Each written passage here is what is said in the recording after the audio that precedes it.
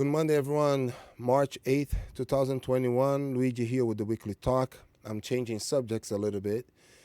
In this video, I will share with you guys some things that I have, or some actions I have taken in my life to stay healthier physically and mentally throughout the years, and it's special in this last year due to this whole crisis in the world. I'm refraining myself from using some words because I don't want my YouTube channel to get flagged. I might have just a low number of followers I don't want to lose completely. But I decided to talk more about these things based on all my researches and things I have been reading. Of course, not from mainstream media, that's for sure. But, trying to watch good channels, good data, good researches, from different people that we could consider non-biased scientists, doctors, nutritionists, and etc. Also, I want you guys to know this is not a political video. This is not a health advice type of video. This is pretty much my own conclusions. And the reason I'm sharing because I think everybody should have their own conclusions. And this is very important, and to not just like conclude whatever somebody concluded, so don't conclude the things I'm saying, but think about it and see what are the things that you agree or disagree with me. And maybe you can write in the comments other things you have done to stay healthier. But we all went through this whole crisis in the world. We're still going on. And I think this week it's marking 1 year since the crisis really began. And we saw that so many people died. Some people because of their age, some people because of they had some other predisposition of some type of metabolic disorders and etc. Or maybe because they were exposed to a very higher volume or viral load for a long period of time. And actually there's a good video I'm going to try to link down here for you guys where a really good doctor that I follow, he's very unbiased, non-political at all. And this is pretty much, he explains and tells his own experience as a specialist in the respiratory system and also as a doctor that works on a ER, if I'm not wrong, or intensive care, directly with people suffering from any type of respiratory issue. So he's really involved. And it's a good video because he was always, you can even go back and see how things changed a little bit from when we didn't know much to now. And this is like in between my own thoughts and etc. And maybe it's a mash and compilation from many things that I have read in the past 2 years or 3 years. At least I can think at least about three books that comes to mind. And one for sure is 12 Rules for Life from Jordan Peterson that I have mentioned many times before. I really, really liked him. And I really like him, and I liked him before even he became more known because he already had his lectures on YouTube, and I'm always looking for good lectures when it comes to psychology, philosophy, and etc. But the second chapter, if I'm not wrong, on 12 Rules for Life, I'm going to read here the right name of the chapter. And he says, treat yourself like you are someone you are responsible for helping. And I advise you guys to read the book, but pretty much in summary, sometimes he says that a lot of times we as humans tend to be better taking care of other people, even taking care of our dogs better than we take care of ourselves. And that, of course, was in my mind, and I was thinking here because I saw so many people, I heard of so many people that, again, perished due to this illness. And I came to the conclusion that, well, we are so little. When it comes to our capacity to avoid a virus, we are maybe smaller than the virus because it's impossible almost to be contained. We all know that. With all the measures that were taken, I'm not arguing if they were positive or negative. We still saw a huge number of people getting infected and a huge number of people that passed away. Well, came to the conclusion that the only thing I can do is to do my best to stay as healthy as possible throughout my life. And this is something actually that we started to adopt here in our home before this whole thing, many years before this whole thing. We decided to eat better, and everything started with our nutrition. So this video is more about the things that I have changed in my life to try to be healthier at 49 years old. So, okay, number one, I already knew a naturopath, great doctor, that I went to see. First, I was curious about food sensitivities, and I did a test with him, and he nailed everything that, usually causes me some sort of sensitivity here and there. And I learned more about it. So he gave me better explanations about the effects of sugar, different types of sugar in your body, etc. And I took his advices, and I tried to, of course, cut as much as possible. And pretty much, I think I cut all processed food I could and lower the sugars and try to be less exposed to chemicals, different type of chemicals while we are cooking, eating, and etc., so forth, so on. The second step was to work with a really good nutritionist. And Dr. Michelle Ingalls, she has been my acupuncturist and my nutritionist, or our nutritionist, for a long time. So I knew Paulina and Denise because these two ladies that work with Michelle, they all worked, the name of the company is Perfecting Athletes. They opened the doors for me to teach at their martial arts school in Bridgeport, Connecticut back in 2007. That's how I met them. That's how I met Dr. Michelle. And she is just simply incredible. I know there's so many great, amazing nutritionists out there. We really felt very confident with everything that she, say, prescribed to us. We never really did any restrictive diet. We just changed our lifestyle.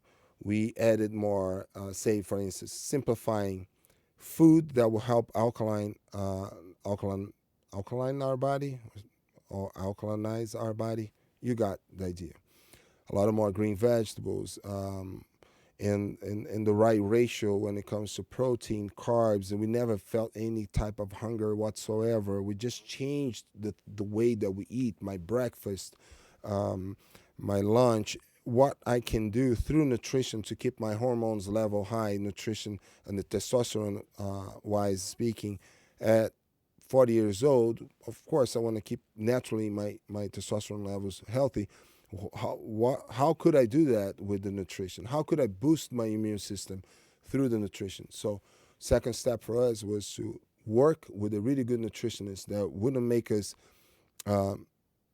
have nutrition become a new stressful thing in our lives. With this, having said that, of course, we cut as much sugars as we could. Me particularly try to cut as a little bit more gluten, but that's me. Again, this is just me. You guys, I'm not giving any nutrition advice. I think you should look for a professional like we did.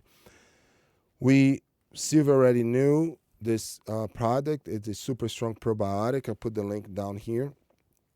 She knows the man, the scientist that came up with this probiotics juice. This is the same juice that actually we give to Luna, our dog that had lymphoma.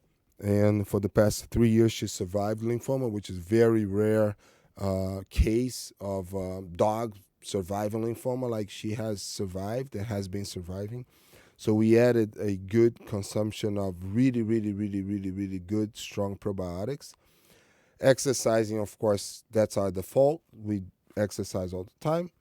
And lastly, we try to have more hobbies that will put us in contact with nature. So we added more hiking, more mountain biking, anything that would bring us close to nature. And that was a big change too, especially on the weekends. Mindfulness. Well, based on other books that I have read, I try to be more engaging when it comes to become more present during any activity, but especially when I'm doing these activities to lower my stress levels. So, for instance, if I'm hiking, I'm trying to hear everything around me. I'm trying to pick up the scents from the woods or the forest. When I hit the peak of the mountain, I try to stop to observe every little thing and try to find things as if it was a painting in front of me. That's me. Again, this is like my way of thinking. I try to make fire every single time. If I'm in a place that I can make fire, I like, of course, in a responsible way, try to put together a nice little fire. And then when I leave the area, of course, I make sure that there's no fire going on, no ember or anything like that. But I like just to be in the nature, feel the warmth of the fire, and be present. And in everything I do, that's what I try to do, especially when I'm going shooting to practice is one of my, it's not even my hobby. I think it's a duty that I have to be a good firearms instructor. So when I'm shooting, I'm totally engaged in what I'm doing. If I get distracted, I stop and I re-engage myself in the process of shooting because, of course, it's a dangerous activity if you're not paying attention, but it's very safe if you are engaged, if you're mindful in what you're doing. Another thing I noticed that helps me a lot is when I can help people. So, quick example, when I brought everything that we collected during our food drive, it's just such a great thing. To know that I have so many great students and friends and students of students that engaged together in our mission to collect as much food as possible to bring to people that they will never know. And we just dropped off at a soup kitchen where people also volunteer. So I left feeling so good. And this is not like a badge of honor of any type. No, it's not, because all I did was to put together and to advertise, collect, and bring to the place, and also donate. So the guy asked me, like, who donated all of this? Oh, so many people. We have a martial arts school. All my students are great people. So these are their donations. And here you are. Oh, can I get your name? Don't worry about it. Leave. I think that's because it's not about recognition. It's not about the thank you. It's just about you doing something altruistic. So I try to be more altruistic because I really noticed that, number one, I can help people. Number two, it's just so good. It's just fulfilling.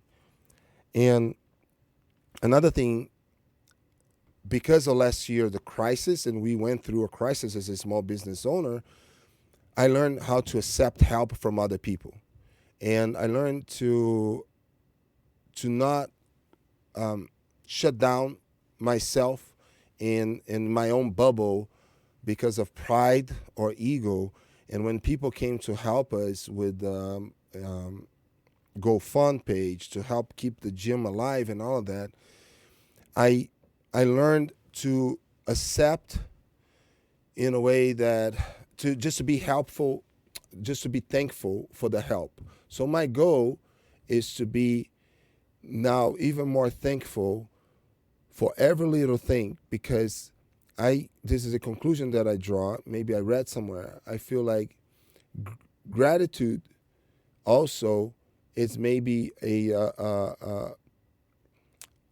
precursor, is that word? Precursor? Is let's say, loyalty is a byproduct of gratitude.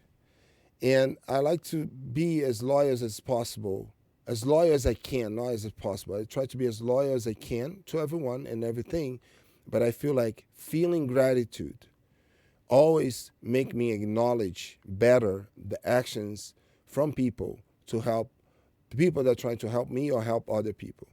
So that gratitude makes me even more loyal to my friends and etc. Another thing is I learned to let go, forgiving situations, forgiving myself and forgiving other people, and letting go the people that are not supposed to be in my life because I felt they could be not as, that could create more stress in my life, let's say. So I learned that to forgive is one thing, And I don't, not necessarily I have to say in that situation, keep that person in my inner circle, because otherwise we're going to repeat the cycle. So I learned how to forgive reading a book from Dalai Lama called The Art of Happiness. And I really like the exercises that he proposed to help you to consciously forgive someone. But most of all, I learned that before I would forgive people, allow these people back in my life to just repeat the cycle. And then 3 times later, I would be like, oh my God, I would be mad at myself and not forgive myself because I allowed the situation to happen again. So I changed that so in a way that, well, I forgive you and I wish you the best from the bottom of my heart. But it's better if we stay like that. I'll forgive you, I'll respect you, and good. I'm grateful for everything that I learned from you. I'm grateful for maybe the great moments that maybe we had together, if talking about someone. But that was it. This train already left the station and not gonna turn back. So that's fine. So that's at least how I forgive people. And some people, where some other type of forgiveness, well, we learn together. We're not going to repeat the same mistakes. But forgiving,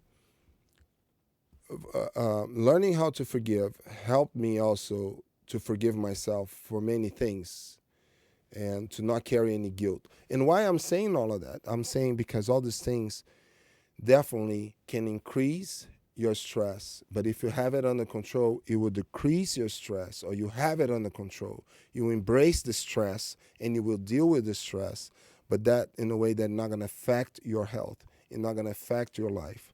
And that's how I see. So I'm going to read the last thing here for you guys, because this also helped me when it comes to my forgiveness. And this is something that a friend sent to me in a moment that I could not understand some people's action. I think, mentioned this some time before in some other podcasts I have done.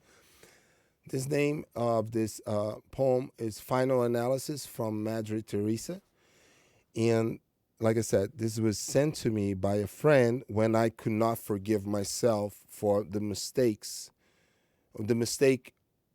that I did, like my mistake of allowing to be deceived by someone that I really, really, really cared.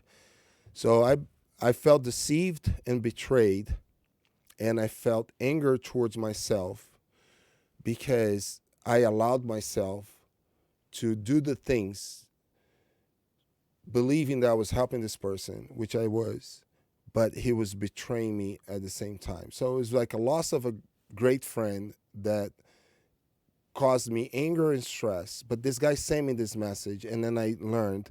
So in my head, I forgave that person and disconnected that person from my life completely. And I hope he learns. So, but that lowered my stress. Final analysis. And it says, people are often unreasonable, illogical, and self-centered. Forgive them anyway. That's number one for me. If you're kind, people may accuse you of selfish, ulterior motives. Be kind anyway. If you are successful, you will win some false friends and some true friends. Succeed anyway. If you are honest and frank, people may cheat you. Be honest and frank anyway. What you spend your years building, someone could destroy overnight. Build anyway. If you find serenity and happiness, they may be jealous. Be happy anyway. The good you do today, people will often forget tomorrow. Do good anyway. Give the world your best anyway.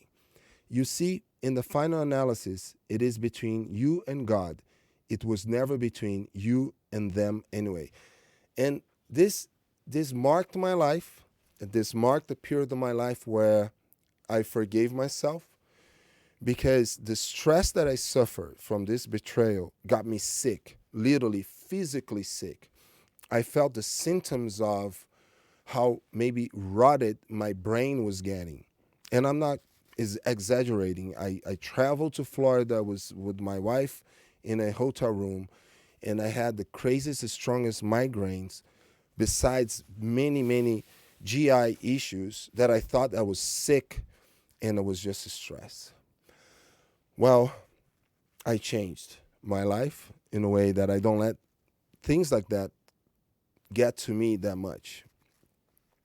And I don't have an answer for you and how you should lower your stress levels or how you should live your life. I'm just sharing with you guys all the steps that I took to decrease the amount of stress, improve my health.